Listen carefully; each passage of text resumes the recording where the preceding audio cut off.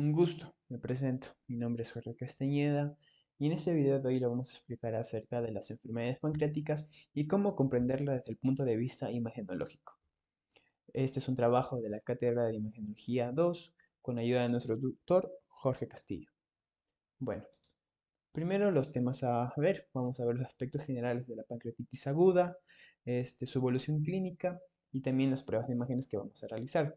Después pasaremos a la pancreatitis crónica, sus aspectos generales, sus pruebas de imágenes y también formas especiales de cómo ésta se presenta. Por último, pero no menos importante, pasaremos al carcinoma ductal pancreático, a las pruebas de imágenes y también para la estratificación tumoral. Y por último, tumores quísticos pancreáticos. Ya.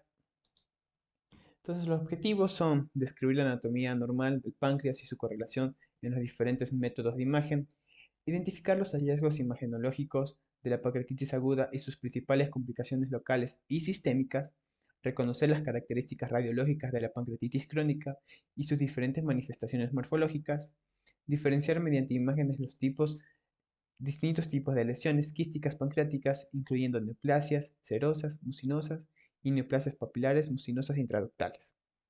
Describir los hallazgos imagenológicos de los tumores sólidos pancreáticos con énfasis en el adenocarcinoma ductal, los tumores neuroendocrinos, el tumor sólido pseudopapilar y otras neoplasias menos frecuentes. Comparar las ventajas y limitaciones desde las diferentes modalidades de imágenes en el diagnóstico, la estratificación y seguimiento de las enfermedades pancreáticas. Y por último, aplicar criterios radiológicos para el diagnóstico diferencial entre procesos inflamatorios y neoplásicos del páncreas. Ya. Primero vamos a la pancreatitis aguda, especialmente con sus aspectos generales. Bueno, primero hablando un poco de esto, la pancreatitis es, como su nombre lo indica, itis, es un proceso inflamatorio, el cual, como este suele ser agudo, muchas de sus veces es reversible. Este afecta al tejido pancreático, como también al que este rodea, como puede ser grasa o también vasos. ¿Ya? Se presenta en episodios aislados o de por sí que son episodios recurrentes, o sea que el paciente presenta una pancreatitis, se trata, más adelante en el futuro lo vuelve a presentar otra vez.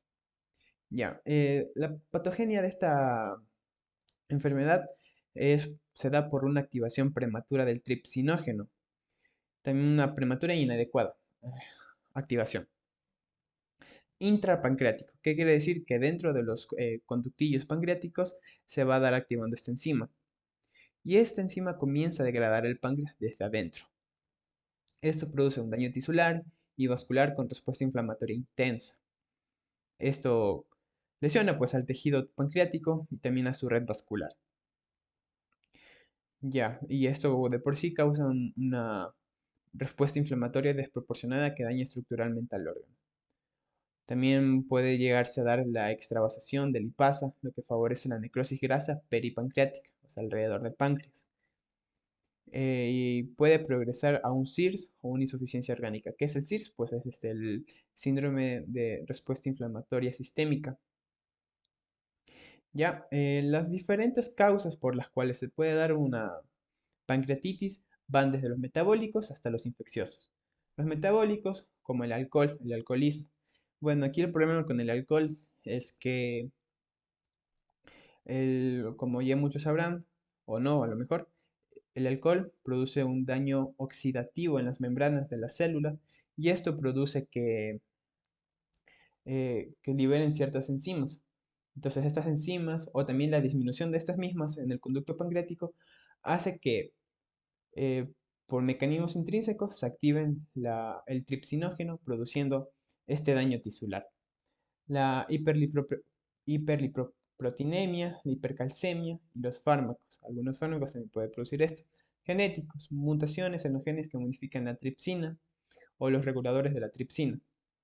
Mecanismos, mecánicos, perdón, cálculos biliares, traumatismos, lesiones y iatrogenas, como lesiones quirúrgicas o técnicas endoscópicas con inyección de contraste. Vasculares, tenemos el shock, la ateroembolia, vasculitis y también las infecciosas, la parotiditis. Ya las manifestaciones clínicas van desde dolor hasta náuseas. Entonces, este dolor es muy característico en esta enfermedad, porque es un dolor de inicio súbito en epigastrio, o sea, en esta región de aquí donde se le ve al señor, en epigastrio, que eh, se puede irradiar a hipocondrios. No en el 100% de los casos se puede irradiar a ambos hipocondrios, a lo mejor puede que tenga prevalencia a uno de ellos, que suele ser el izquierdo, y también se suele irradiar hacia la espalda. Este dolor, sus características clínicas suele ser continuo e intenso y suele estar asociado con náuseas y vómitos. En estas manifestaciones clínicas también puede aparecer el SIRS, el síndrome de respuesta inflamatoria sistémica, en etapas precoces e incluso insuficiencia orgánica. Ya les explicaré un poquito más adelante esto de insuficiencia orgánica y del SIRS para comprenderlos un poquito mejor. Y bueno, la pancreatitis tiene dos tipos. Ahorita le vamos a hablar de la pancreatitis necrosante, que eh, es importante reconocer sus signos clínicos porque en ocasiones el exudado hemorrágico produce equimosis en los flancos, que es el signo de Gray-Turner, aquí se puede observar en los flancos, o la región periumbilical, acá, que es el signo de Cullen. Ya. Ahora, hacia el diagnóstico, pues según el libro de Serán, requiere de dos de estas tres condiciones para diagnosticar como tal. Entonces, primero vamos a tener el dolor abdominal característico, que ya les mencioné sus características, valores de lipazo amilasa séricas mayor o igual a 3 veces lo normal, ¿ya? Y por último, hallazgos típicos en las pruebas de imágenes, especialmente la más utilizada, que es la TC, con contraste intravenoso. Ya, bueno, entonces se requiere clínica, laboratorio y también imagen. Entonces, si dos o tres de estas condiciones se cumplen, pues ya no tendremos que hacer la tercera, porque ya está confirmado como tal el diagnóstico. Ya, eh, aunque si las dos primeras están presentes, ya como les decía, la TC no es necesaria, solo en situaciones atípicas. La elevación de la ALT mayor o igual a 150 unidades internacionales por litro es diagnóstica para un posible origen biliar de la pancreatitis. En cambio, una relación lipasa-amilasa mayor o igual a 3 es diagnóstica de una pancreatitis alcohólica. ¿Ya? Ahora sí, les había mencionado que habían tipos de pancreatitis. Entonces, aquí tenemos lo que es la pancreatitis edematosa intersticial y la necrosante. La edematosa intersticial es la forma más frecuente de presentación de esta enfermedad y suele resolverse las primeras semanas. Y la necrosante son de 5 a 10% de los casos, se caracteriza por necrosis pancreática y o peripancreática con evolución variable. Entonces, la pancreatitis aguda puede evolucionar tanto a la edematosa intersticial o a la necrosante, o de la edematosa intersticial puede progresar a una necrosante si no se resuelve el cuadro que esté provocando esa pancreatitis. Entonces, la hematosis intersticial puede tener eh, falla orgánica, una insuficiencia orgánica, ya de uno o de dos órganos, a lo mucho. Y su mortalidad es menor al 2%. Entonces, como ya les había mencionado, la pancreatitis hematosis intersticial a la semana puede ya estar, se resuelve como tal el cuadro. Y lo único que puede quedar así como remanentes, algunas colecciones como los pseudoquistes. Ya les explicaré eso más adelante. La pancreatitis necrosante, pues esta cursa con insuficiencia orgánica de una moderada a severa. Aquí el riesgo de mortalidad aumenta, de menor a 5%. Pero en todo caso que la insuficiencia orgánica persista y se vuelva severa, la mortalidad sube de un 15 al 20%. Ya, entonces podemos tener dos casos hipotéticos. Ya, entonces aquí en la imagen muestra que el 70% de estos casos que es una pancreatitis necrosante estéril, ¿ya? Que hay una pared que recubre al páncreas. Y en el otro caso, tenemos que en el 30%, pues vamos a tener necrosis del tejido necrótico. Entonces, perdón, vamos a tener una infección del tejido necrótico. Entonces, esto nos va a llevar a más complicaciones, ¿ya? Entonces, como acá abajo está el tiempo que se demora en producir estos cambios. En la admisión, a las 48 72 horas, a las 2 semanas, a las 4 semanas y a las 6 semanas. Ya. Entonces ahora vamos con la evolución clínica de la pancreatitis aguda. Bueno, ahora vamos con las complicaciones, porque pueden ser locales o sistémicas. Primero vamos con las locales.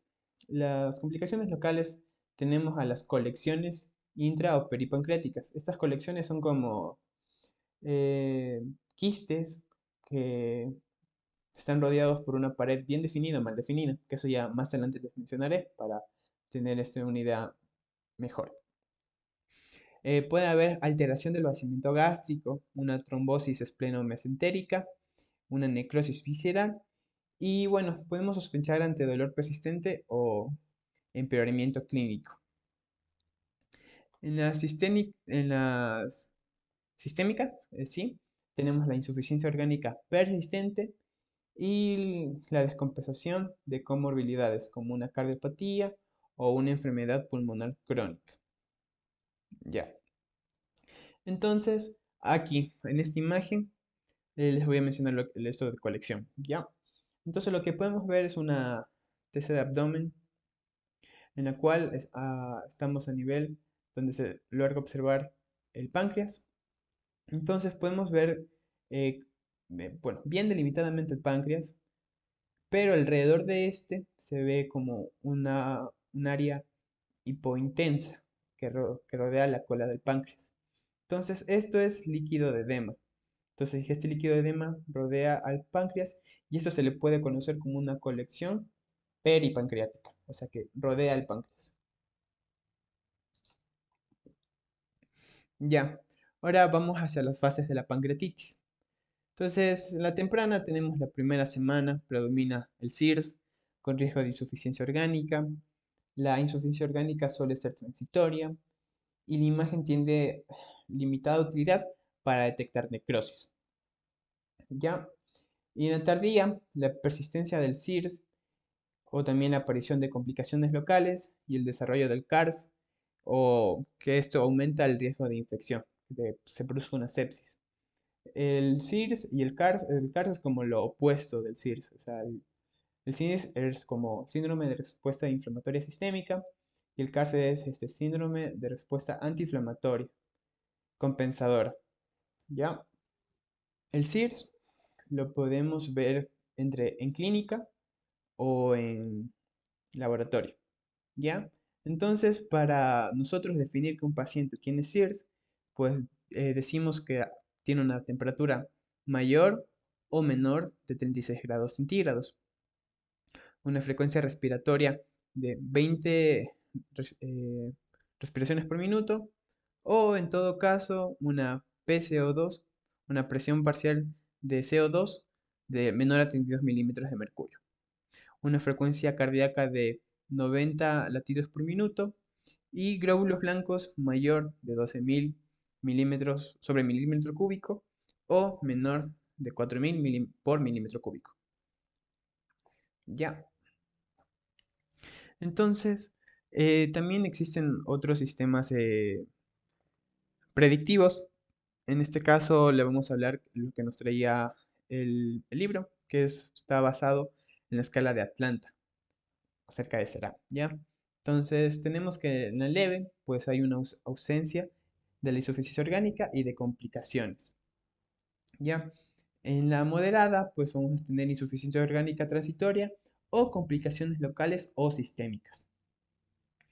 En la grave, vamos a tener insuficiencia orgánica persistente, que puede ser única o múltiple, acompañados de complicaciones locales. Entonces, como ya les mencioné, también existen otros sistemas predictivos. Entonces vamos a estar viendo estos de aquí, ¿ya? Los otros sistemas. Entonces esta es la de Atlanta 2012, que es la que le acabo de mencionar. Ya, bien, ahora vamos a la de Marshall. La de Marshall es una tabla, es un sistema predictivo para insuficiencia orgánica. Ya, entonces pone puntaje a ciertos componentes que se encuentran afectados o normales. Ya, por ejemplo, en el PAFI, la respiratoria, tenemos que 0 es cuando es mayor de 400 y tenemos que le pone un puntaje de 4 cuando es menor a 100. Cardiovascular, una tensión arterial sistólica en milímetros de mercurio, 0 es mayor a 90 y 4 menor a 90 y con pH menor a 7.2. Y en el renal vamos a evaluar lo que es la creatinina sérica por miligramos por decilitro. Vamos a tener 0 cuando es menor a 1.4 y 4, un puntaje de 4 cuando es mayor a 5. Entonces, más de 2 puntos define la presencia de falla orgánica. Bueno, ahora vamos con los criterios de Ransom. Entonces, esta tabla es interesante porque pone relación si la pancreatitis fue por una causa de cálculos biliares o sin cálculos biliares, ¿ya? Entonces, esta nos ayuda a predecir la severidad y pronóstico de la pancreatitis aguda. Entonces, lo interesante de esta de aquí es que hace un punto de corte en dos momentos que el paciente presente el cuadro de pancreatitis aguda, al ingreso y en las primeras 48 horas. ¿Ya? Entonces, lo que nos dice esta tabla es que un valor igual o mayor a 3 puntos se considera una pancreatitis aguda grave. Ahora tenemos la escala BISAP o BISAP. Entonces, este de aquí va a tomar valores lo que es la urea en el boom, la edad, especialmente en pacientes mayores de 60 años, el síndrome de respuesta inflamatoria sistémica, que con dos criterios ya podemos determinar que existe este síndrome, el estado mental del paciente, una escala de Glasgow menor a 15 y un derrame pleural, que se presenta en radiografía de tórax. Entonces, si la suma de los criterios nos da de 0 a 2, es una pancreatitis aguda leve. Pero si nos da un valor de 3 a 5, es una pancreatitis aguda grave. Ahora tenemos los criterios tomográficos de Baltasar, que estos ya son más criterios imagenológicos. Entonces, tenemos según el grado de lesión por tomografía computada, le vamos a dar un puntaje. Entonces, es normal, se pone un puntaje de 0. Si el páncreas se presenta con agrandamiento difuso, pues un puntaje de 1. Si tiene anomalías intrínsecas del páncreas asociado o cambios en el tejido peripancreático, un valor de 2. Si la presencia de colección está mal definida, o sea, no tiene como un borde bien definido, es un puntaje de 3. Y la presencia de 2 o más colecciones líquidas mal definidas, un puntaje de 4. Entonces esos son los primeros 4 puntos, porque ahí la escala les pone otros 6 puntos más con los grados de necrosis. Entonces, si en la totalidad de la glándula vemos un 0% de necrosis, pues va a ser 0. Es menor a 30%, 2 puntos. Entre el 30 al 50%, 4 puntos. Y mayor a 50% son 6 puntos. Entonces, si la suma de los puntos nos dio de 0 a 3, pues tiene un índice de severidad bajo. Si es de 4 a 6, medio. Y si es de 7 a 10, es alto. O sea, es peligroso.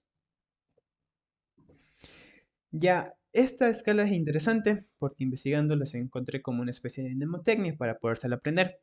Estos son los criterios de Glasgow modificada, ya en los cuales vamos a utilizar la edad, los leucocitos, el LDH, la presión parcial de oxígeno, la ALT, la albúmina, el calcio y la glucosa y la urea.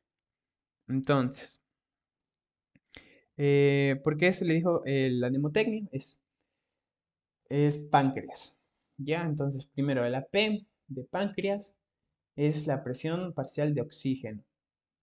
La A de edad es mayor a 55 años. Entonces aquí tenemos dos criterios. La N de neutrófilos o de leucocitos, pues también entra. La C de calcio, la R de renal function o la urea en sangre, Ya la E de enzimas, como en este caso la LT y la LDH también. A de albúmina, 3.2. Y la S de sugar, en este caso la glucosa en sangre. Ah, entonces es como que una mnemotecnia para poderse aprender esta tabla o estos criterios de Glasgow modificados. Y por último, pero no menos importante, tenemos a la escala de una pancreatitis aguda inofensiva, que eso es lo que significa harmless. Entonces tenemos cuando no se presentan signos de peritonitis, cuando la creatinina sérica está normal o cuando el hematocrito está normal. Si no se cumple ninguno de estos criterios, pues es una pancreatitis inofensiva, como dice esta tabla de criterios. Em, pero si se presentan los tres, hay un 98% de probabilidad de que estos pacientes cursen con una pancreatitis severa. Bueno, ahora vamos con las pruebas de imágenes en la pancreatitis aguda. Ya. Primero tenemos a los rayos X. Ok. Hablando de los rayos X, pues tiene una utilidad limitada por su baja sensibilidad y no evalúa adecuadamente el páncreas ni sus complicaciones. Por eso se prefiere la ecografía o la TC. El estudio que es de cajón en pacientes con abdomen agudo es la ecografía. Si la ecografía no nos ayuda, entra la TC, pero por lo general suele ser el primer estudio que se realiza, la ecografía. Entonces, aquí les traigo una imagen, una RX de abdomen en un paciente de cúbito supino, ya que no se logran observar niveles hidroaéreos, de un signo que investigando leí es lo siguiente, que es el signo de asa centinela. Y bueno, se preguntarán qué es este signo. Pues este signo lo que nos quiere decir es que se encuentra un hilio debido a una irritación peritoneal. ¿Ya? Pero ustedes dirán, hay muchas más patologías que producen una irritación peritoneal. Y yo les diré, tienen toda la razón. En ese caso, esta RX de abdomen del paciente que se les tomó, pues presentaba una peritonitis. Entonces, esta peritonitis le produce este signo de asa centinela, que es esto de aquí, que se ve como el colon se encuentra ligeramente distendido, con una masa como heterogénea, así como una radiolucidez, moteado, con radiopacidad de por medio. Y ahora, como les mencionaba, el estudio de predicción como tal, que es la ecografía. Entonces, este es el estudio inicial, útil para valorar la vía biliar y esto detecta cambios pancreáticos y colecciones y complicaciones vasculares. Y también la ecografía nos ayuda en caso de que ya existan colecciones, pues para una guía de drenajes de estos mismos. Y tiene una sensibilidad y una especificidad del 87, el 98% respectivamente. Entonces aquí tenemos una ecografía de abdomen en el cual podemos ver a un páncreas que se ve con un aumento difuso de su volumen y alrededor del mismo se logra observar como esta línea negra, esta línea hipoecoica que rodea, que es la presencia de edema, o sea, de agua. Y acá tenemos que la causa de la pancreatitis fue una litiasis intraductal. Entonces vemos el Wilson dilatado eh, y también un pseudoquiste que es indicativo de que esto es un cuadro recurrente de pancreatitis. Ya tenemos la tomografía computarizada. Entonces esta es la prueba fundamental. Eh, tenemos la tomografía computarizada.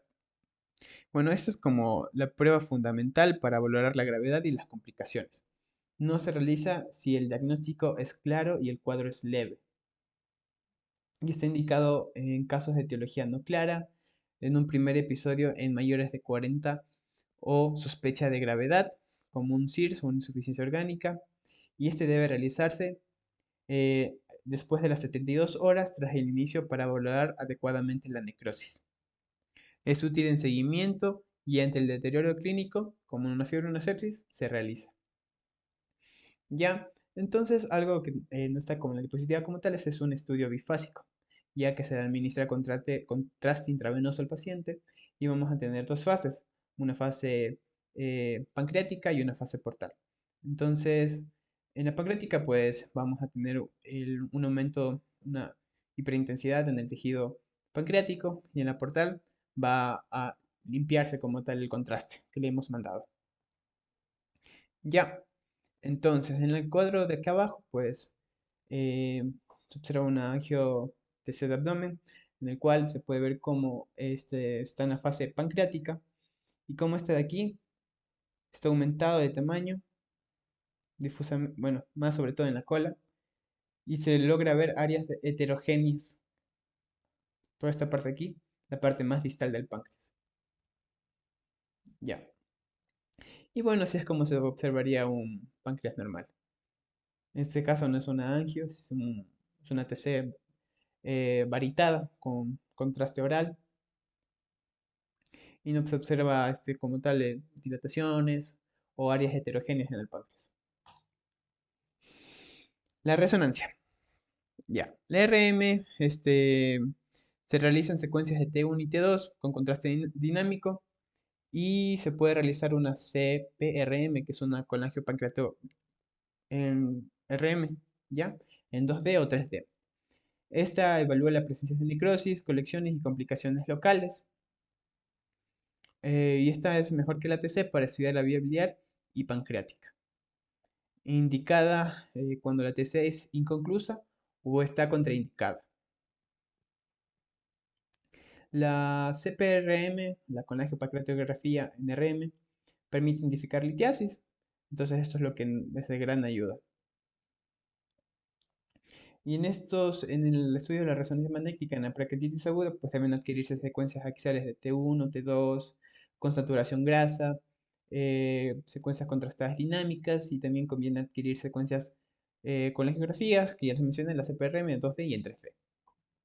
Bueno, entonces aquí tenemos una RM de abdomen en la cual se observa asimismo como tenemos un páncreas difusamente aumentado de tamaño. En este caso es una secuencia de T2 sin saturación grasa, por eso podemos ver aquí la grasa alrededor, también la abdominal. En todo caso, debería de haber saturación grasa para poder ver la presencia de edema alrededor del páncreas. Y no se observa como tal agrandamiento del conducto de Wilson. Entonces, eso pues, supondríamos de que la causa no es biliar. Y ahora sí, vamos un poco hablando de lo que son los hallazgos fundamentales de la TC-IRM. Y en la pancreatitis hematosa intersticial tenemos aquí hay un aumento del tamaño pancreático y también cambios inflamatorios peripancreáticos, que es el edema que está alrededor del páncreas. En la pancreatitis necrosante hay áreas sin realce compatibles con necrosis, un mayor de 30% de la glándula o 3 centímetros. La necrosis puede ser pancreática o peripancreática o mixta, que esta es la forma más frecuente de presentación.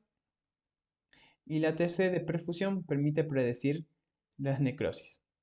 Entonces, en el primer estudio tenemos, la primera imagen tenemos se observa una TC de abdomen contrastada, al parecer. Entonces sería una angio-TC en la cual se observa un agrandamiento difusamente del páncreas. Se puede ver ligeramente heterogéneo en ciertas partes, o sea, son las partes que mayor captación de contraste tuvieron, ¿ya?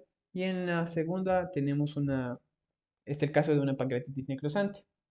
Entonces, este también es una angio-TC de abdomen, en la cual se observa, mejor dicho, eh, heterogeneidad en la captación de contraste. Entonces tenemos una zona hipointensa y acá una zona hiperintensa que capta contraste. Bueno, ahora vamos con las colecciones pancreáticas y peripancreáticas. Ya en las colecciones tenemos la colección, el tipo, o sea, en qué tipo de pancreatitis se presenta, el tiempo de aparición, su densidad, las paredes y la localización. Entonces, en la colección tenemos las colecciones agudas peripancreáticas que se presentan en la dematosis intersticial.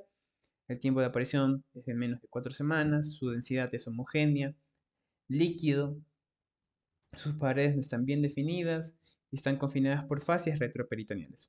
Su localización, como ya lo menciona, es extrapancreática. Los pseudoquistes pancreáticos se presentan en la edematosis intersticial cuando ya han transcurrido más de 4 semanas y su densidad, su contenido, es homogéneo y líquido. Sus paredes pues son paredes bien conformadas y su localización es casi siempre es extrapancreática. Tenemos las colecciones agudas necróticas que se presentan en la pancreatitis necrosante. Su tiempo de aparición es de menos de 4 semanas, su densidad es heterogénea, es líquido o suele ser sólido con tabiques internos. En las paredes no tienen paredes definidas como tal. Su localización es intra y o extrapancreático. Ahora tenemos la necrosis encapsulada, que se presenta en la pancreatitis necrosante. Esta suele presentarse en más de 4 semanas. Su contenido es heterogéneo, líquido y sólido, con tabiques internos. Sus paredes tienen una pared bien conformada. Su localización es intra o también puede ser extrapancreático. Entonces, aquí tenemos las imágenes.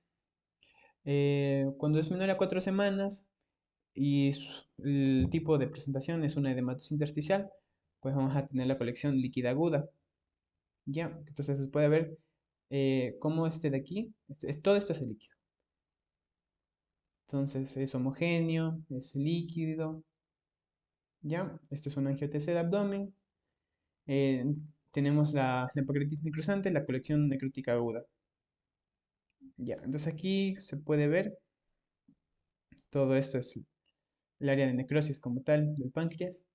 Entonces la colección, pues, toda la colección como tal. También es una angiotc, se puede ver como el vaso está aumentado se encuentra hiperintenso. ¿Ya?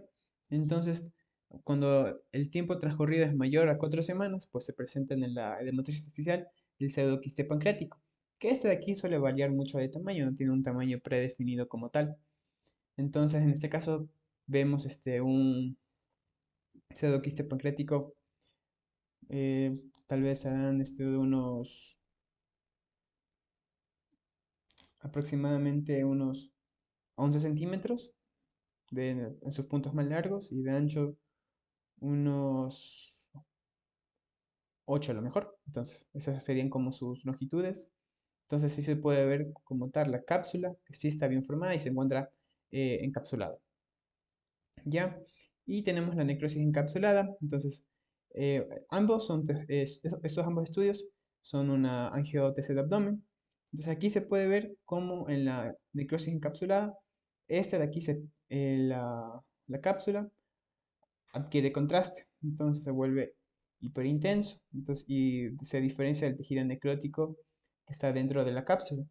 Entonces algo importante aquí a mencionar es que cuando vemos que la necrosis encapsulada comenzamos a ver aire, que esto es aire, adentro de la necrosis, se sospecha de que esta necrosis se infectó, ¿ya?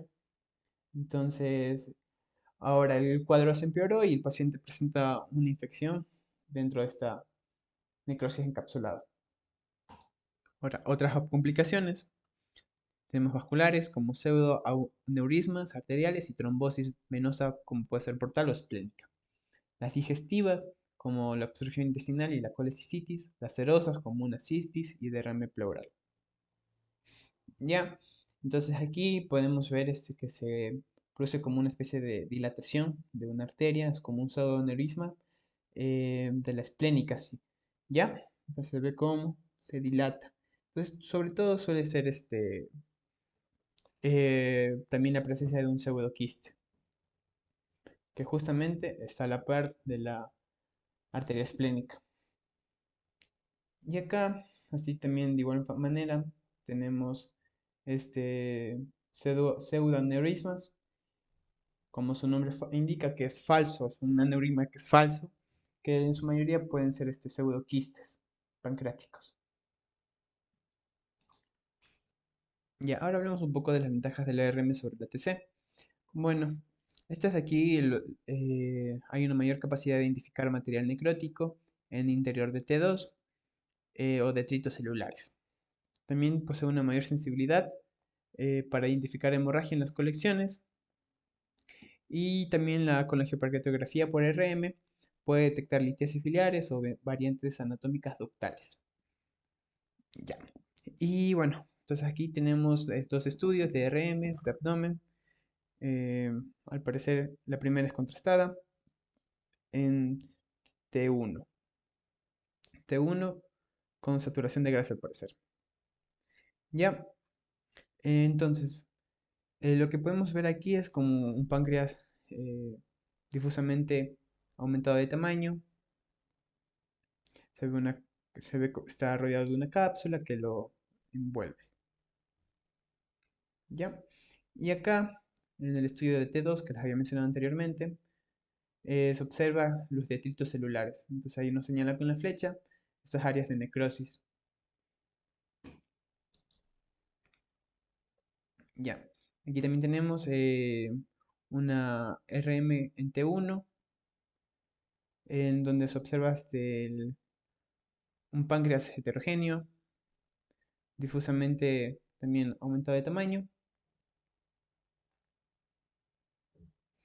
Y algo importante aquí es que se tiene que realizar con la T2 con saturación de grasa, acá, para poder ver la presencia de líquido de edema.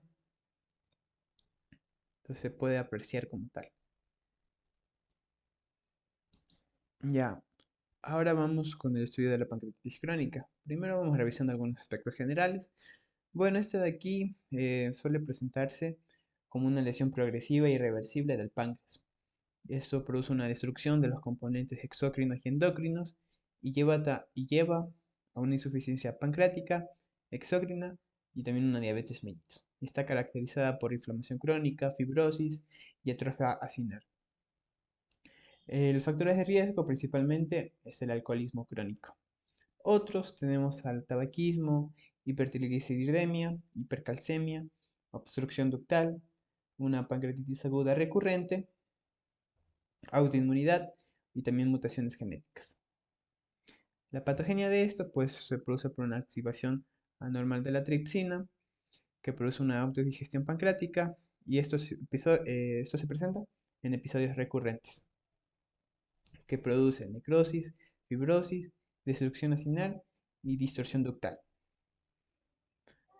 Ya, entonces la clínica de estos pacientes pues es dolor abdominal crónico, mala absorción, diabetes. Vamos a tener que el dolor es en epigástrico, irradiado a espalda, continuo o recurrente y este dolor empeora con reagudizaciones. Otras manifestaciones pues suele ser la pérdida de peso, la esteatorrea, en caso que sea una pancreatitis obstructiva crónica, pues una ictericia obstructiva a sí mismo, y si en caso de pancreatitis agudas recurrentes, vamos a tener la presencia de pseudoquistes. Ya. Entonces les traigo aquí una infografía en la cual explica todo lo que les he mencionado, su patogenia, la clasificación, las causas. Ya, entonces algo muy importante aquí a recalcar es que esta enzima de aquí, la citratolistatina, mantiene disueltas las sales de calcio y esto evita la formación de cálculos. Entonces, cuando se produce este daño crónico en el páncreas, pues esta enzima disminuye. Entonces, por eso en el páncreas, en la imagen, vamos a observar calcificaciones intraductales y también, del tejido pancreático como tal. Entonces, en la pancreatitis crónica calcificada, 70-80%, pues se forman tapones de proteínas calcificadas en los conductos pancreáticos. Y estos frecuentes alcohólicos ya les expliqué por qué se produce estas calcificaciones, por la disminución de esa enzima. Entonces las causas suelen ser el alcohol, el tabaco, genética, si es autoinmune, si es recurrente o puede llegar a ser obstructiva. Ya. Entonces su morfología se caracteriza por fibrosis, atrofia y abandono de los acinos y dilatación variable de los conductos pancreáticos. Bueno, ahora pasemos a las pruebas de imágenes de la pancreatitis crónica. Bueno, los rayos X aquí sí, los rayos X aquí sí llegan a ser útiles, ¿ya? Porque en el caso de que se presenten calcificaciones, pues las podemos observar.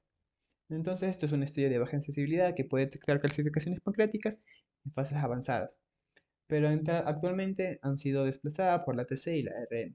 Entonces aquí podemos ver una TC de abdomen en el cual se observan calcificaciones siguiendo todo lo que es la glándula pancreática, el órgano como tal. Ya, la ecografía. Entonces este es el estudio inicial y qué valoración de la vía biliar para en casos de que sea obstructivo.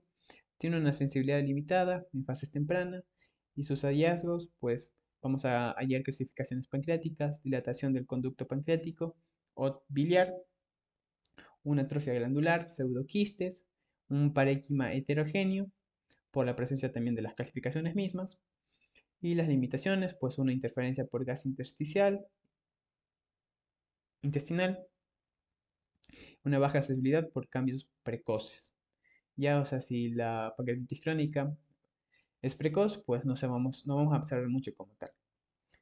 Entonces, aquí tenemos una ecografía de abdomen en la cual observamos calcificaciones pancreáticas, tenemos el conducto de Wilson dilatado, también tenemos litiasis parenquimatosas y también una litiasis intraductal. Ya, entonces estos son los cambios que vamos a hallar en una ecografía cuando la enfermedad ya ha progresado. La ecografía endoscópica. Bueno, esta de aquí es una técnica más sensible para una enfermedad precoz. Entonces detecta cambios antes que con la angioplaquetografía retrógrada endoscópica. Entonces, o también nos sirve como una guía de drenajes y procedimientos.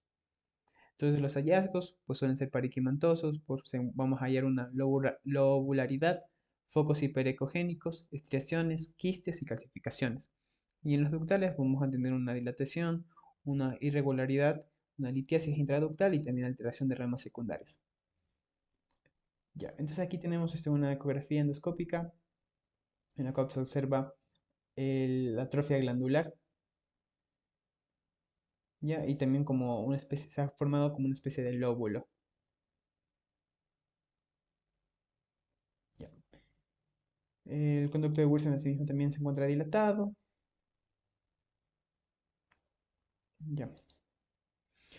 Entonces, ahora tenemos los criterios de Rosemont. Estos criterios se utilizan en la pancreatitis crónica. Entonces, aquí les traigo una tabla que nos orienta. Ya, entonces vamos a tener cambios parenquimatosos, hiperecogénicos, focos hiperecogénicos, lobularidad, eh, quistes, cambios ductales como cálculos o dilataciones. Entonces estos se van a dividir en criterios mayores y menores. Ya, aquí tenemos los criterios mayores.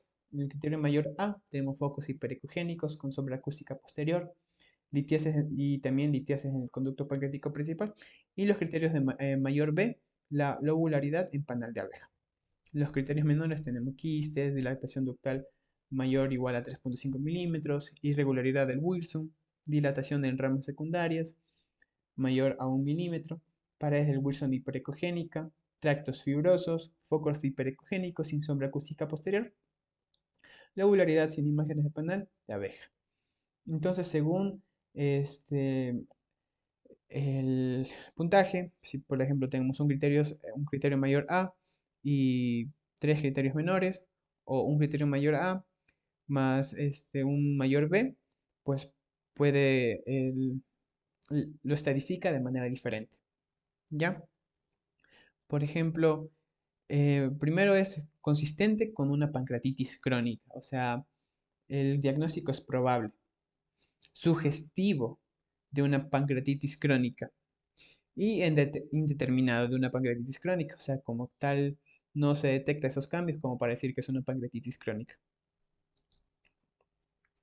Ya, la tomografía computarizada.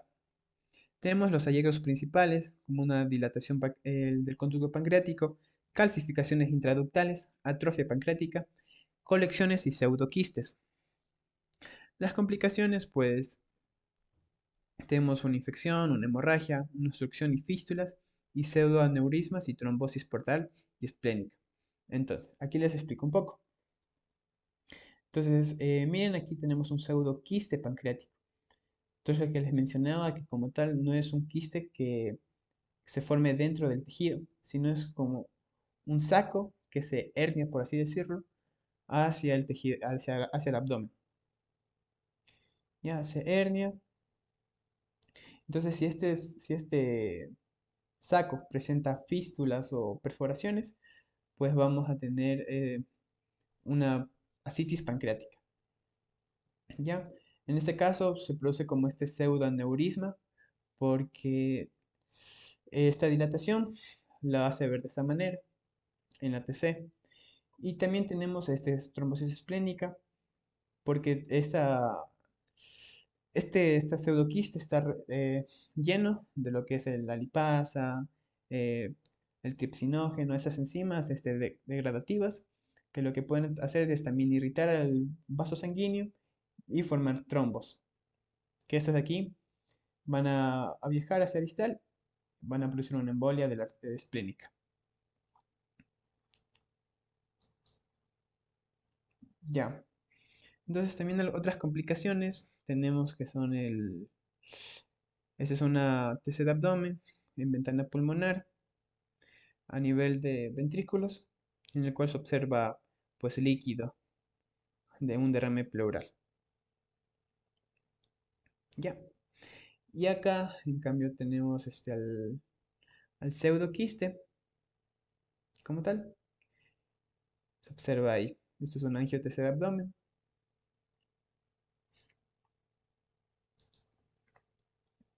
La resonancia magnética. Bueno, es útil en la enfermedad precoz, ya que esta nos ayuda a evaluar el parénquima pancreático y los conductos.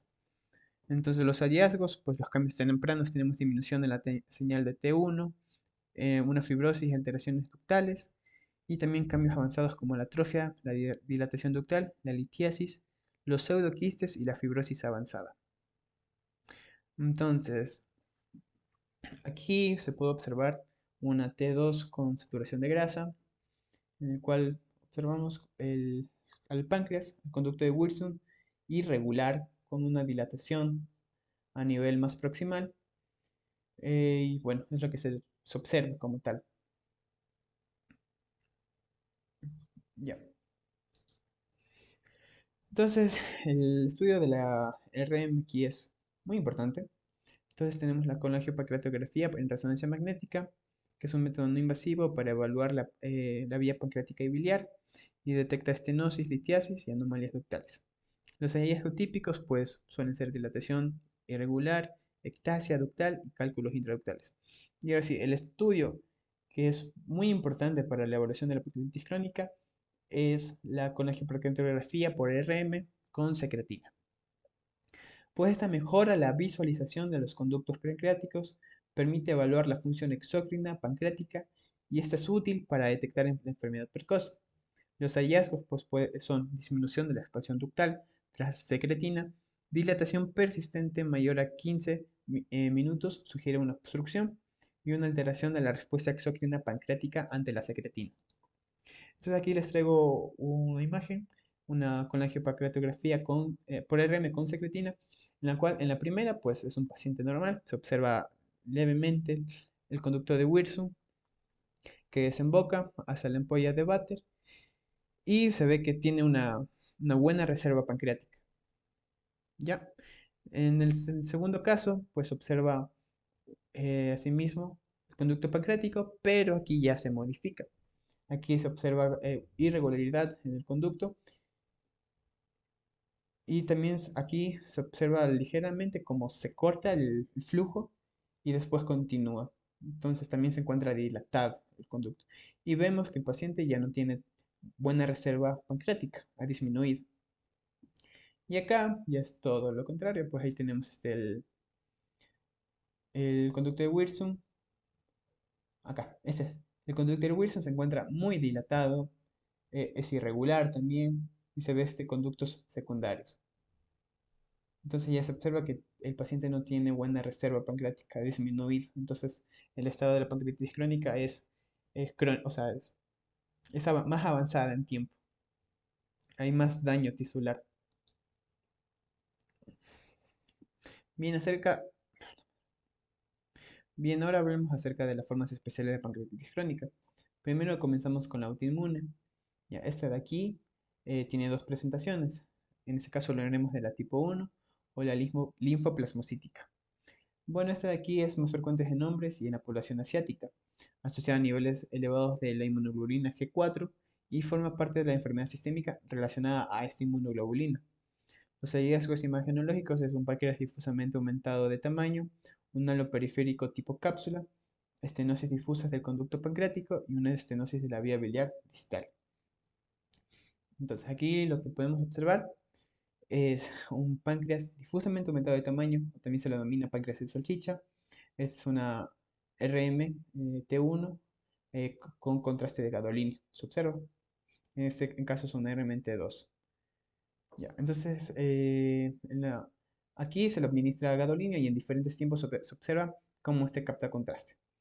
Entonces, se ve que en la primera no capta mucho contraste, el páncreas sí se observa agrandado, y en la segunda se observa cómo está agrandado y también cómo el conducto se logra absorber, o sea, lo que es sugestivo de que se encuentra ligeramente eh, dilatado.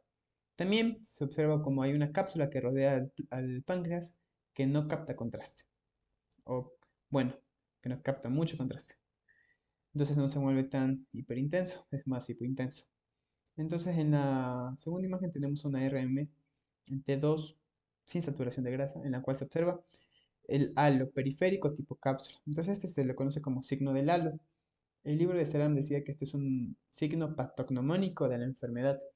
Y lo que yo entiendo que se refiere es que es un signo patognomónico de la pancreatitis autoinmune. Entonces, si vemos el signo del halo, es que es la pancreatitis crónica que está presentando el paciente, es una pancreatitis autoinmune. Ya, ahora tenemos la tipo 2 o la ductocéntrica. Esta es más frecuente en Europa y América y afecta a pacientes más jóvenes, y en este caso la inmunoglobulina G4 se encuentra normal, sin predominio por sexo, y esta presenta mayor asociación eh, relacionada con colitis ulcerosa.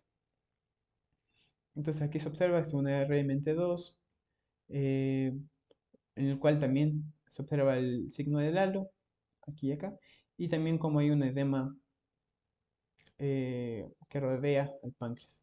También se lo ve ligeramente aumentado de tamaño, ¿ya? En este caso tenemos una colangiopancreatografía con RM, en la cual se observa otro signo muy importante que hablaremos más adelante, que es el signo del conducto penetrante. Lo que este signo del conducto penetrante nos indica es que hay ligera permeabilidad en el conducto, lo que nos ayuda a decir que la causa no puede que sea cancerígena, ¿ya?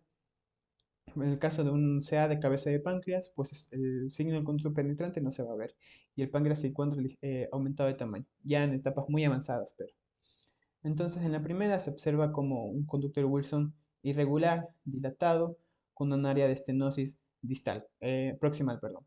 Entonces, en la imagen 2 tenemos asimismo una calangiopancreatografía por RM, en la cual se observa eh, estenosis múltiples, ducto semi-irregular, con una dilatación distal. Ya, ahora la pancreatitis obstructiva, pues sus causas suelen ser tumorales, una estenosis ductales, trauma, procesos inflamatorios. Los hallazgos radiológicos pues son dilatación del conducto pancreático proximal, atrofia del parénquima pancreático y obstrucción del conducto pancreático. Y una posible masa obstructiva. Entonces aquí lo que esta imagen nos quiere decir es que a manera proximal del páncreas se observa una masa que comprime al conducto pancreático. Y en la imagen B, pues observa cómo el hueso se encuentra dilatado. ¿Ya? La pancreatitis hereditaria pues, está causada por mutaciones genéticas en los genes de PRSS1, en el SPINK-K1 y en el CFTR. Este es de inicio temprano, con episodios recurrentes de pancreatitis y evoluciona a pancreatitis crónica. En la imagen se observan calcificaciones pancreáticas, una dilatación ductal y atrofia glandular. Bueno, aquí les traigo tres imágenes. Entonces, ¿me pueden decir que se encuentra en la pancreatitis A? No tiene pancreatitis. Este es el padre del niño, o sea, esto es un estudio que se realizó en una familia. Y este es el padre del niño, el niño es el C, el cual no tiene ninguna afectación pancreática. Entonces el páncreas se ve normal. Y en este caso, esta es la madre. La madre sí posee calcificaciones a nivel del páncreas y se ve una atrofia de la glándula misma. Ya, estos estudios son en TC, me olvidé de mencionarles, son TC de abdomen. Y por último tenemos al hijo, en el cual a corta edad ya presenta calcificaciones. Entonces este niño se le diagnosticó pancreatitis hereditaria, a que a corta edad ya presenta estos procesos inflamatorios, que primero prevalecen como pancreatitis aguda por obstrucción, pero que después progresan hacia una pancreatitis crónica por el daño irreversible que se produce. Ya, ahora vamos a hablar del carcinoma ductal pancreático, ya que entra en el tema de tumores del páncreas. Bueno, los aspectos generales, pues esta es una neoplasia pancreática más frecuente, predomina en hombres. El pico de incidencia de esta enfermedad ronda entre los 60 y 85 años. Sus manifestaciones clínicas, pues por lo general suelen ser inespecíficos, como pérdida de peso, más o menos, fatiga, astenia. Su dolor presenta dolor abdominal y pérdida de peso con los... no. Primero vamos comenzando a hablar de los aspectos generales. Bueno, esta es la neoplasia pancreática más frecuente, predomina en hombres y su pico de incidencia, o sea, la edad a la que más se presenta, son entre los 60 y 85 años. Las manifestaciones clínicas pues suelen ser síntomas inespecíficos, como dolor abdominal, pérdida de peso, que son los más frecuentes, aunque también se puede dar como fatiga y astenia. También puede presentarse ictericia en hasta el 80% de los tumores de la cabeza pancreática. Y entonces el rol de la imagen aquí es diagnóstico, es identificación y caracterización del tumor, y la estadificación, que esto es muy importante, la evaluación de invasión vascular y metástasis. La importancia es para determinar la resecabilidad y el tratamiento y pronóstico. Ahora las pruebas de imágenes de los tumores del páncreas. Bueno, en la ecografía, pues tenemos la técnica inicial de pacientes con dolor abdominal inespecífico. Puede ser el primer estudio en detectar una neoplasia pancreática y permite guiar la punción para la exploración con aguja fina de tumores o metástasis. Los hallazgos ecográficos, pues tenemos una dilatación del Wilson, el signo del doble conducto, la atrofia distal, una masa pancreática o deformidad glandular y signos indirectos cuando el tumor no es visible. ¿Qué es este signo del doble conducto? Pues una dilatación simultánea del conducto del Wilson y del colédoco que obliga a descartar una neoplasia de la cabeza pancreática o del área periampular.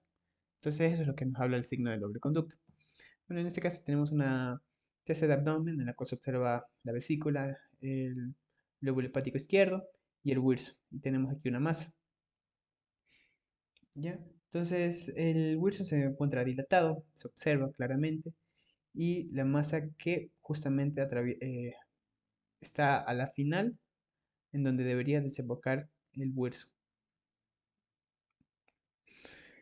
Eh, ok, entonces ahora tenemos a la tomografía computarizada, pues es una técnica de elección para el diagnóstico y estadificación de los tumores. Se realiza es un estudio bifásico. Tenemos la fase pancreática, que detecta el tumor e invasión arterial, y la fase portal, que evalúa metástasis. Entonces los hallazgos suelen ser como una masa hipodensa, una dilatación ductal e invasión vascular. En este caso tenemos una masa, bueno, eso es una TC de abdomen primariamente, contrastada, en la cual se observa una masa heterogénea, trabeculada, en donde se observa una cápsula que da aspecto de lobularidad a la masa. Tenemos como un lóbulo y otro lóbulo. Entonces tenemos que un lóbulo capta más contraste, que es más hiperdenso que el otro. Y bueno, y a lo que mencionaba, que es como el tamaño, que es importante, es como a lo mejor aproximadamente unos 5 centímetros o más, 6 de largo, y de ancho sería unos 3 4 centímetros. La resonancia magnética. Este complementa la TC en casos dudosos. Sirve por una mejor valoración de tejidos y conductos y metástasis hepáticas. Los hallazgos, pues vamos a ver una lesión, una dilatación ductal e invasión local. Entonces, en la primera imagen tenemos una T1 sin saturación grasa en la cual se observa una pequeña masa, ¿ya? Entonces, esa es una flecha que nos señala, pero por el contraste de la imagen del blanco no se observa muy bien. En la imagen 2 tenemos una T2, en donde sí se observa la masa. Entonces, esta masa lo que hace es un efecto comprensivo, en el cual se logra observar después, a posteriori, el conducto de Wilson. Ya, en las cuatro imágenes de acá abajo, pues valora las fases de administración de gadolina. Entonces tenemos a los 30 segundos, 70, 120 y 180 segundos. Entonces, lo que vemos aquí es como esta masa no capta contraste a los 30 segundos. A los 70 segundos comienza a haber una mayor cantidad de contraste. A los 120 se observa cómo se pinta y al final de los 180, cuando comienza a tener que limpiar contraste, la masa no lo hace. Sigue conteniendo un poco de contraste. Ahora, la TC-PEP, la tomografía computarizada por emisión de positrones. Su utilidad no forma parte del estudio inicial rutinario, es útil para detectar metástasis a distancia, ah, no identificadas por la TC convencional. Ayuda a evaluar la respuesta a quimio y radioterapia en tumores localmente avanzados y puede emplearse en la detección de recidiva tumoral postquirúrgica. Los hallazgos, pues, disminución de la captación de el FDG eh, tras el tratamiento sugerente de menor actividad tumoral y la identificación de metástasis ocultas y enfermedad recurrente. Entonces aquí tenemos una TC, un TC-PET, en la cual evalúa un cáncer de cabeza de páncreas en este caso, en el cual se observa que tiene mayor captación de la glucosa reductiva. Ahora hablemos un poco acerca de la estratificación tumoral. ¿Ya? Entonces, hablemos ahora primero de la estratificación local. Tenemos varios criterios, utilizamos los criterios de Loop para la invasión vascular, en el cual se basa en el grado de contacto entre el tumor y el vaso. A mayor circunferencia de contacto, mayor probabilidad de invasión vascular. Entonces, tenemos los grados de infiltración, 0, 1, 2, 3 y 4. 0 es cuando no hay contacto con la superficie del vaso, ya sea arterial o venoso. 1 es menor al 25%, 2 del 25 al 50%, 3 del 50 al 75% y 4 el mayor al 75%. Entonces ahí depende del porcentaje de infiltración, o sea, qué tan capaz es del tumor a atravesar el vaso, a la circulación general. Entonces, poco probable, invasión vascular, invasión vascular.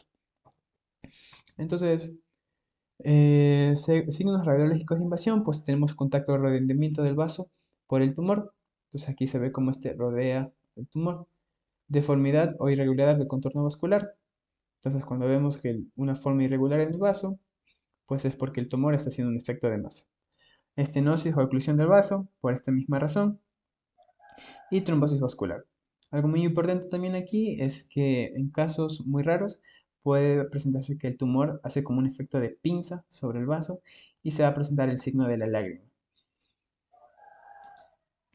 Tenemos la estetificación local, ahora vamos a hablar con arterias, asimismo mayor a 180 grados de contacto, pues es sugestivo de que haya invasión vascular, el signo de la lágrima asimismo. Y aquí tenemos una TC contrastada, una angio-TC de abdomen, en el cual se observa cómo el tumor, este es el tumor, Abraza bueno, no la abraza como tal, sino está adosada a la arteria mesentérica superior y también está llegando a lo que es la aorta y bueno, no se observa ahorita, pero si no estoy mal, esta es también la cava superior que se encuentra en contacto. Y bueno, estas son otras ramas que no podría decirles cuáles son, pero también se nota que está en contacto con la arteria. Ya tenemos la estadificación a distancia, las metástasis hepáticas y peritoneales son las más frecuentes. La TC puede estadiar la enfermedad al no detectar algunas metástasis pequeñas. Y entre la lesión hepática es menor de 10 milímetros, se recomienda una RM hepática por su mayor sensibilidad para diferenciar metástasis de quistes o hemangiomas. Entonces tenemos la estificación del tumor primario, cuando es TX, cuando no hay tumor primario evaluado, TIS, cuando no se puede evaluar tumor primario, T1, cuando el tumor es mayor, es igual a 2 centímetros. Entonces así, según el tamaño del tumor o la afectación de alguna arteria, pues se le ponen T1, T2, T3 o T4. En los ganglios linfáticos regionales, pues los nodos no se pueden evaluar, es NX. NO, cuando no hay evidencia de afectación ganglionar. N1, cuando 1 o 3 metástasis ganglionares regionales presentes. Y N2, 4 más metástasis ganglionares regionales presentes. La metástasis es como no se puede evaluar metástasis, no hay metástasis y si hay metástasis. Entonces sería MX, MO y M1.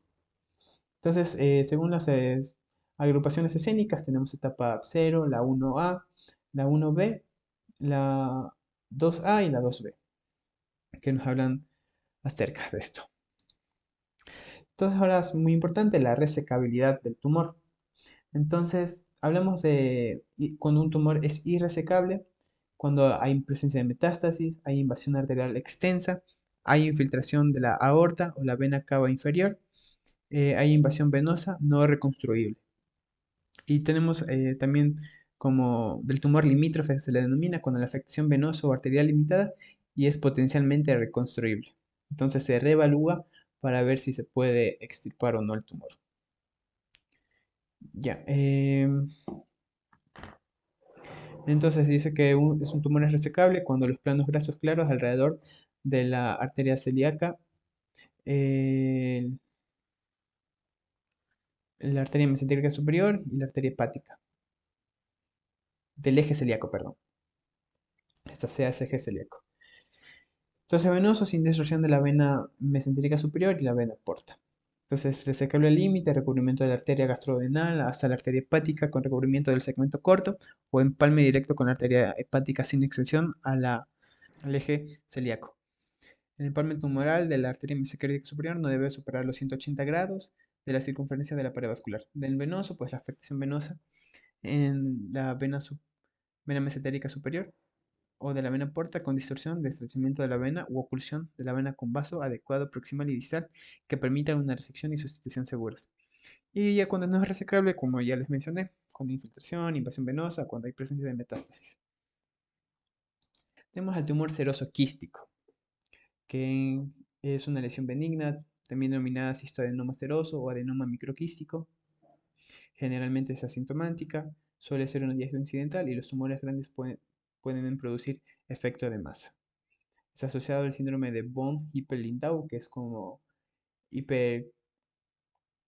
O sea, esta enfermedad, este síndrome es que se presentan múltiples quistes en diferentes órganos o en un órgano seleccionado. Es una enfermedad genética. Bueno, entonces en este caso tenemos una TC de abdomen, en el cual se observa a un quiste, un pseudoquiste, dependiendo para reevaluar. Entonces se observa como hay una pared bien conformada que lo rodea y su contenido es homogéneo. Entonces, en TCI-RM es bien delimitada, polilobulada, un patrón microquístico con múltiples quistes menor de 2 centímetros. Se observan septos finos, no comunica con el conducto pancreático y no produce dilatación del conducto de Wilson. Los hallazgos característicos pues, suelen ser una cicatriz central calcificada, apariencia de panal de abejas y septos hipervasculares con intenso realce tras contraste. Entonces tenemos aquí una angiotasa de abdomen en donde se observa este pseudoquiste ya en el cual la pared capta bastante contraste, se pinta y su contenido es homogéneo.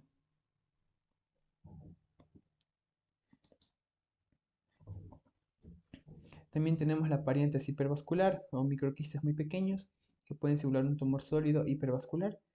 Y macroquística, pocos quistes de gran tamaño y puede confundirse con neoplasias mucinosas o pseudoquistes. El diagnóstico diferencial pues es una neoplasia mucinosa papilar intraductal, una neoplasia mucinosa quística o el pseudoquiste. Como tal, en una pancreatitis aguda. Ya, entonces aquí tenemos a al tumor seroso quístico, o sea, se observan múltiples quistes lobulados, separados a través de tabiques, que dan como una apariencia de panal de abeja. Tenemos la neoplasia mucinosa quística. Es una lesión con potencial maligno que en el epitelio productor de mucina y el estroma tipo ovárico. Predomina en mujeres, se localiza principalmente en el cuerpo y cola de pancreática. Y esto es importante porque no comunica con el conducto pancreático. Esto es importante porque más adelante les presentaré otra que sí comunica y es la diferencial. La TC y RM es una masa quística uni o multilocular con quistes mayor a 2 centímetros, con una cápsula fibrosa y septos internos. Tiene nódulos murales, calcificaciones periféricas y en RM netamente en T2 hay una mejor valoración de septos y nódulos y en la colangiopancreatografía por RM hay un estudio de la relación con los conductos. Entonces, en la neoplasia mucinosa quística tenemos signos de malignidad cuando hay presencia de engrosamiento de paredes o septos, nódulos murales, componentes sólidos, calcificaciones. Y el diagnóstico diferencial tiene que darse entre el pseudoquiste y el tumor seroso quístico. Los hallazgos sugestivos de la neoplasia mucinosa quística es la pared gruesa, nódulos murales, calcificaciones y la ausencia de signos inflamatorios. Y el tratamiento es una resección quirúrgica y seguimiento en casos seleccionados. Entonces, en los dos tenemos una angiotesis de abdomen, en la cual se observa una masa, una masa quística con pared bien formada, con un contenido homogéneo. Bueno, aquí tal vez se lograría observar apenas como alguna trabécula o un tabique. Se observan puntos de calcificación en la pared o nódulos murales. Entonces, como que se tiene que hacer la diferencia entre el tumor pseudoquístico y el pseudoquiste. Aquí también tenemos el mismo estudio. Asimismo, viene una pared eh, realizada, en una pared. También se observa el tabique y no se observa presencia de calcificaciones o nódulos murales. Y ahora tenemos la neoplasia mucinosa papilar intraductal.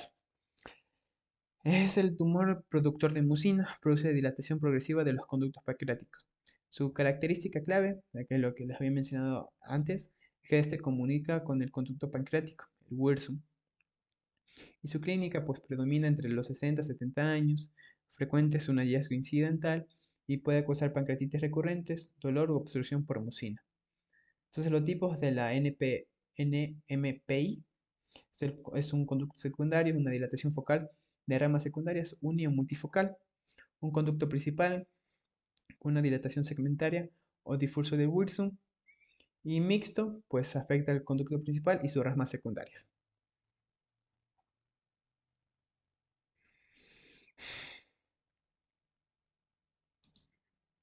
Ya.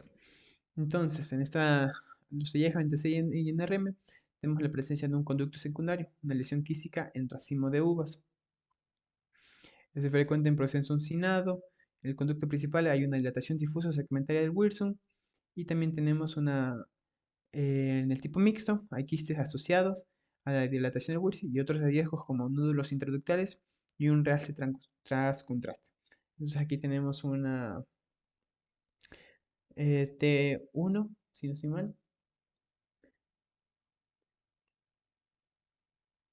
o T2. Aquí tenemos una T2 en donde se observa aquí esta neoplasia mucinosa papilar intraductal. Bueno, como tal no podemos ver la presencia del Wirsum, pero en todo caso de que sí sea esto una neoplasia intraductal papilar, pues comunicaría con el Wirsum y el Wirsum se encontraría dilatado.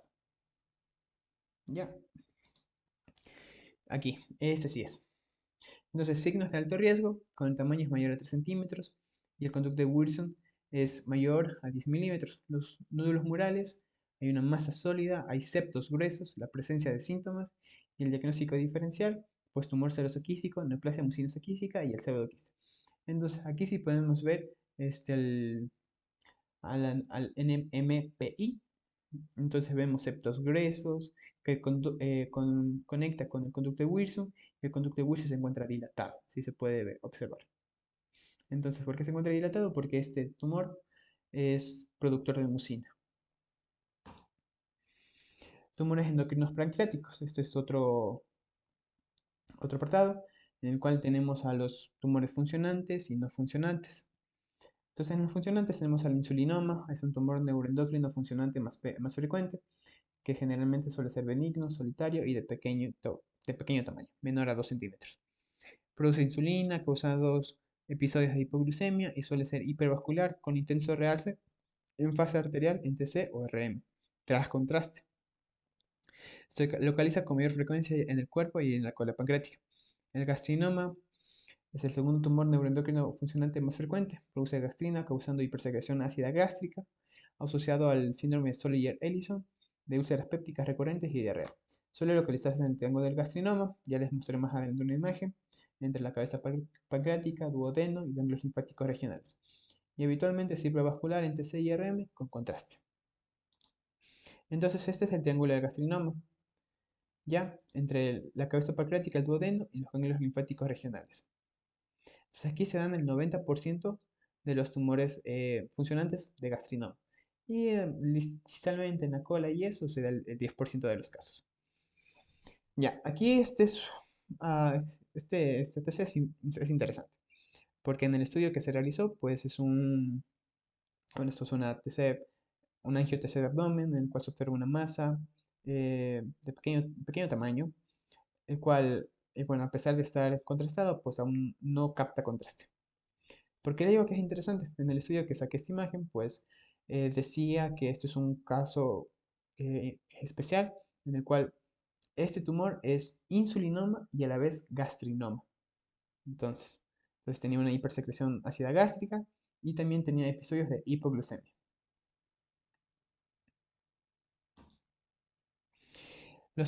También tenemos otros métodos de estudios como la TC trifásica. Método inicial de elección incluye fases arteriales, pancreatografías y portal. Permite localizar el tumor y valorar la extensión. Y en la RM tenemos que es complementaria a la TC, mayor sensibilidad para detectar metástasis hepáticas. Y tenemos al ultrasonido endoscópico, muy útil para tumores pequeños y permite realizar biopsia dirigida. En la medicina nuclear, pues detecta receptores de somatostatina y útil para estadificación y búsqueda de metástasis. Entonces aquí tenemos una gammagrafía en la cual se puede ver que el páncreas hay mayor captación de esto de aquí. Ya, se realza más que todo lo demás. También tenemos otros tumores endocrinos pancreáticos, los no funcionantes. Pues estos aquí, pues sus características son diagnóstico tardío, frecuente presencia de metástasis, crecimiento expansivo. Los hallazgos radiológicos pues son lesiones bien delimitadas e hipervasculares, con enlace arterial intenso, pequeños, homogéneos, grandes, suelen ser heterogéneos, con necrosis, hemorragia o degeneración quística.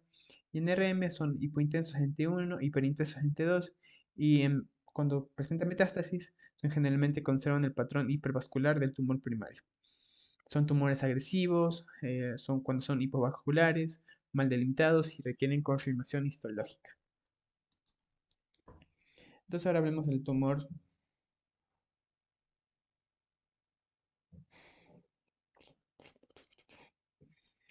Ahora hablemos del tumor sólido y pseudopapilar.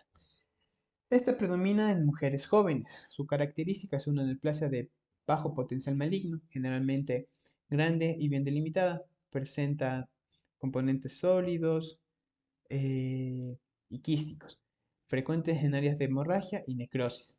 Y los hallazgos radiológicos son una cápsula fibrosa bien definida, calcificaciones periféricas ocasionales y un realce de la cápsula tras administración del contraste.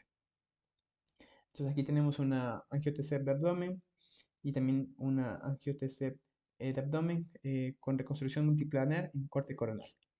Entonces, se observa aquí un, un quiste, bueno, aunque suelen ser homogéneos, se puede observar como ligeras áreas que son más eh, hipodensas que otras áreas que son más hiperdensas. Con la flecha le señalo esa contraste, no sé si se logrará ver, pero bueno, entonces se ve que tiene una cápsula, en ese caso aún no capta contraste, ¿ya? Y acá ya se ve una fase más tardía porque la cápsula ya se ve que capta contraste. Ya no se observan presencia de calcificaciones periféricas, aunque aquí a lo mejor en el páncreas sí pueda que tengas esas calcificaciones, esos puntos hiperdensos. Y ahora, tumores de células acinares, pues es una característica de neoplasia pancreática poco frecuente. Es un tumor grande, capsulado y bien delimitado. Frecuente en presencia de necrosis central y áreas quísticas y generalmente hipocaptante o con realce heterogéneo. La clínica, pues este es un síndrome de hipersecreción de lipasa, tiene una necrosis grasa subcutánea, polialtragias y una eosinofilia. Los hallazgos radiológicos es una masa sólida, grande y bien delimitada, con necrosis o degeneración quística central. Tiene una menor invasión ductal que el adenocarcinoma pancreático. Entonces aquí se puede observar. Todo esto de aquí es el tumor de células acinares. Se nota que es sólido, se observa homogéneo en todas sus localizaciones, excepto aquí, que bueno, estos son TC del abdomen contrastados, angio-TC, se observa, a lo mejor esto de aquí sean vasos o focos hipercaptantes de contraste. No se observa realce, o sea, que se ponga hiperdenso, no se observa. Y acá no se observa muy bien que capte contraste, aunque también sea antes el abdomen. Pero aquí entra importante en este estudio que se le realizó el, la PEP-TC o TC-PET, en donde sí se observa que captan la FDG, captan. Entonces, un sugestivo de un tumor de células acinares, además de la clínica que habrá presentado el paciente. Ahora sí, el pancreatoblastoma. Es un tumor maligno pancreático más frecuente en la infancia, predomina en niños menores de 10 años y suele presentarse como una masa grande y bien delimitada. En el hallazgo asociado tenemos una elevación de la alfa-fetoproteína. En los hallazgos radiológicos vamos a tener una masa heterogénea con componentes sólidos y quísticos y puede presentar necrosis o calcificaciones.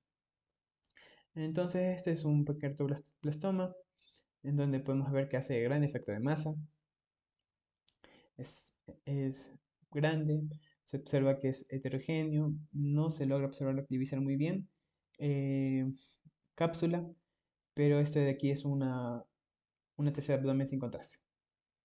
Entonces se ve zonas heterogéneas, no se ve, a lo mejor en TC no se puede evaluar bien, en el REM se podría evaluar mejor la presencia de necrosis, pero aquí no se evalúa muy bien. ¿Ya? Entonces, a la siguiente son los tumores mesenquimales, tumores raros de origen mesenquimal, que incluyen el lipoma, el hemangioma, el schwannoma y el leiomiosarcoma. Los hallazgos radiológicos variables según el tejido de origen. Entonces, en este caso tenemos una no, esto es una TC abdomen, o es una angio-TC posiblemente, por la captación de contraste que tiene el riñón, en el cual se observa aquí el páncreas. Ya, a lo mejor esta es una angio-TC en fase portal, que el páncreas ya limpió contraste, en el cual se observa aquí una masa hipodensa al final de la cabeza del páncreas, que no capta contraste, que se ve que tiene en su centro es como heterogéneo. Entonces, en el estudio que se realizó, esta paciente tenía un lipoma en la cabeza del páncreas. Y por último tenemos las metástasis pancreáticas, que el origen más frecuente suele ser de pulmón, riñón, especialmente el carcinoma de células renales, de mama o de un melanoma. Su presentación es una lesión única o pueden ser lesiones múltiples con infiltración difusa en el páncreas. Y los hallazgos radiológicos pues, suelen ser variables según el tumor primario y pueden simular un tumor pancreático primario. Entonces aquí tenemos una angiotc de abdomen, nos observa que en la cabeza del páncreas se encuentra está en una fase pancreatográfica, donde se observan lesiones hipodensas, sugestivos de que podría ser una metástasis o otra patología. En ese caso, el artículo donde saqué era de un paciente que tenía metástasis de carcinoma de células renales hacia la cabeza del páncreas. Y bueno, y eso sería todo. Muchas gracias por prestar atención a esta presentación. Espero que haya quedado todo claro. Muchas gracias y eso sería todo.